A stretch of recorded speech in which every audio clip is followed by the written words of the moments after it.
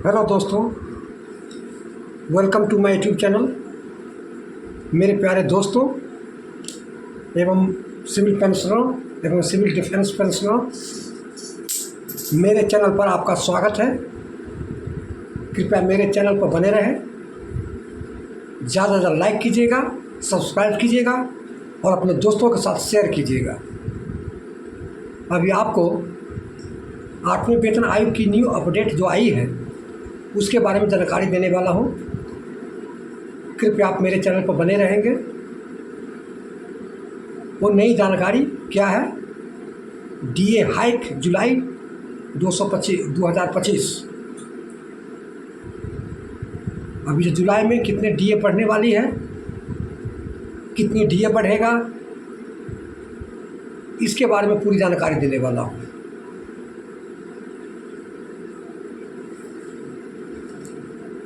DA hike जुलाई 2025। केंद्रीय कर्मचारी को 57 या 58% कितना बढ़ेगा डीए,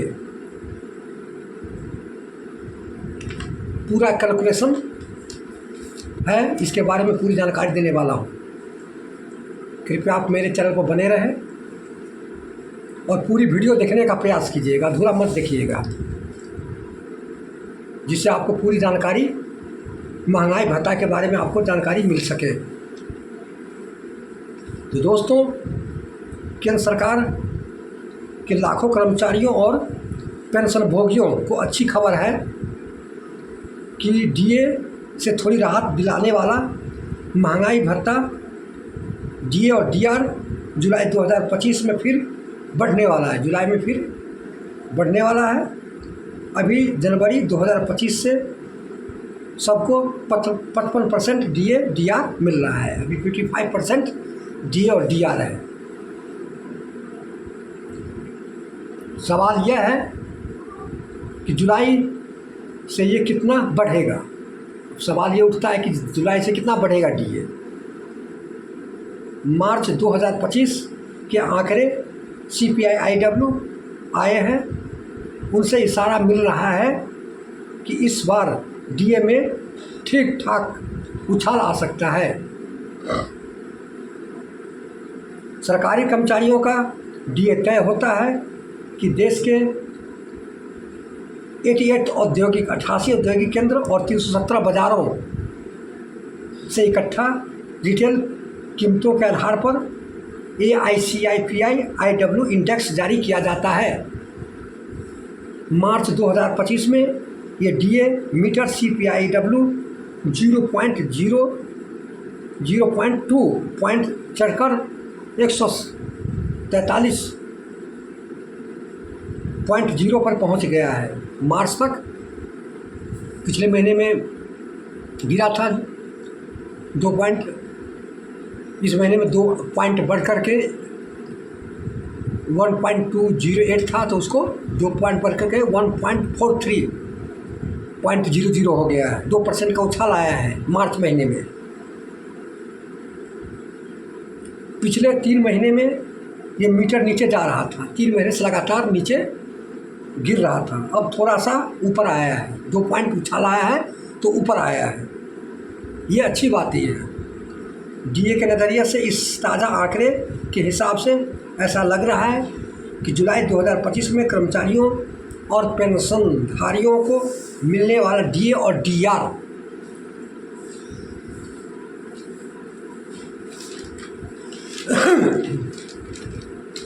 डीआर 57.91 के आसपास हो सकता है, यदि उछाल नहीं आता है, सेम ही रहता है।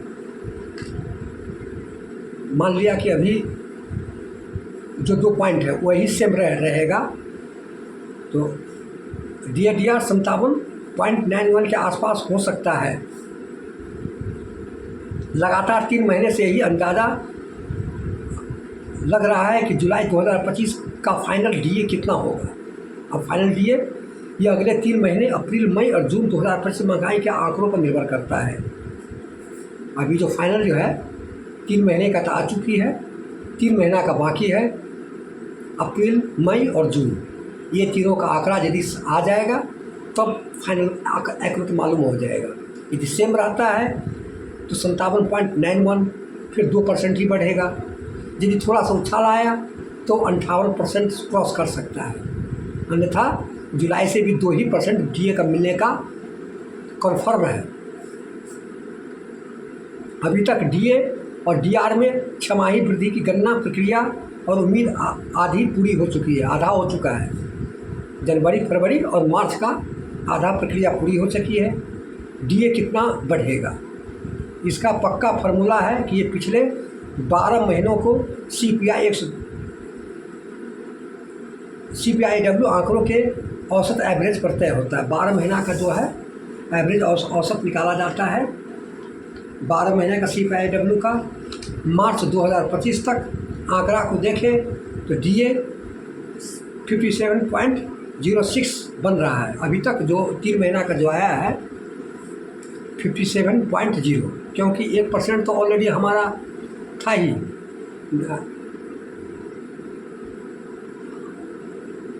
55.99 था, राउंड ऑफ फिगर में देता है। 55% ये 2% सरकार DA बढ़ाई थी, 1% तो हमारा ड्यू था ही। तो अभी तक जो आंकड़ा आया है 3 महीने का 57.06% बन रहा है अभी तक का। अगले 3 महीने का अप्रैल, मई और जून में महंगाई का आंकड़े ऐसे ही रहे तो अभी 12 महीना का औसत थोड़ा सा बढ़ेगा। थोड़ा सा क्या है, औसत बढ़ेगा और फाइनल DA 57.86 के आसपास पहुंच सकता है। सरकार जब DA बढ़ाती है तो उसे दशमलव में नहीं लेती है। सरकार जब DA करती है तो दशमलव के बाद उसको क्या है, राउंड ऑफ फिगर में लेता है। ये सिर्फ केंद्रीय कर्मचारी को है, बाकी बैंक वाले का है, इंश्योरेंस वाले का है। तो इन लोगों का जो DA हर एक 3 महीने पर बढ़ता है। हमारा 6 महीना उसका 3 महीने पर, तो उसको क्या है कि दशमलव में लिया जाता है। लेकिन हमारा क्या है कि DA दशमलव में नहीं लेता है।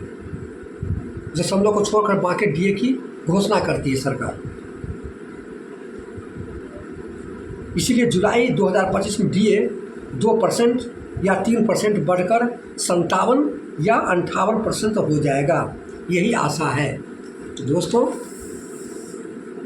यदि थोड़ा सा उछाल आया, 3 महीना का भी बाकी है, अप्रैल, मई और जून का, तो 3% होगा। ज्यों का त्यों रहा या गिर गया तो 2% ही मिलने का चांस है, इससे ज़्यादा नहीं मिलेगा DA। अभी 3 महीना का बाकी है। यदि 2 पॉइंट बढ़ गया, 1 पॉइंट बढ़ गया, 2 पॉइंट बढ़ गया, उछाल आया तो 3% मिल सकता है। 4 को तो संभावना है ही नहीं, इसलिए माना गया है कि 2 या 3% जुलाई से जो केंद्रीय कर्मचारी को जो महंगाई भत्ता जो मिलने वाली है उसको DA होगा। तो दोस्तों, कैसा लगा कमेंट कीजिएगा DA के बारे में कि क्या बढ़ सकता है DA या नहीं बढ़ेगा, 2 ही रहेगा या 3 रहेगा। तो मैं आपको ये पूरी जानकारी दिए हैं। ज़्यादा लाइक कीजिएगा, सब्सक्राइब कीजिएगा। जय हिंद, जय भारत, थैंक यू।